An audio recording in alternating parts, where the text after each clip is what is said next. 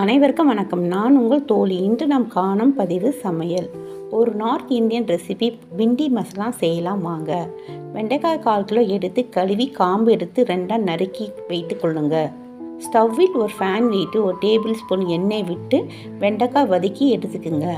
பிறகு ஒரு பவுலில் தயிர் 1 கப், மிளகாய்த்தூள் 1 டீஸ்பூன், மல்லித்தூள் 1 டீஸ்பூன், மஞ்சள்தூள் 1/2 டீஸ்பூன், கரம் மசாலா 1/2 டீஸ்பூன் சேர்த்து நல்லா கலந்து வைத்துக்குங்க.